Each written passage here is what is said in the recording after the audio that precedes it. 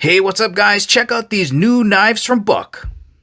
These knives are part of their new range series, made in the USA, still featuring their forever warranty, and of course, that solid Boss heat treat. These guys are going to be available in two different sizes, the smaller version here and the larger, two different handle materials. You got GFN and anodized aluminum. Three different colors that I know of. You got this gray, green, and black. Let's have a look at the big guy here. This is the Range Elite. Again, this is anodized aluminum. Reversible pocket clip. Really slim line. It's going to be really easy to carry. Guys, this is a real thin, slicey edge. Beautiful drop point blade.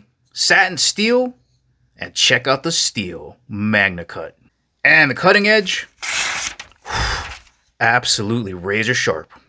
And of course, the main feature here is this is Buck Knives' introduction into the crossbar lock. The blade is going to be pivoting on an incredibly well-polished washer system. I mean, look how that just hangs there. Here is a closer look at the Range Pro Mini. Again, GFN handles. Look at the texturing on there. Nice and slim. Again, closed off backspacer. Same crossbar locking mechanism, absolutely flies open.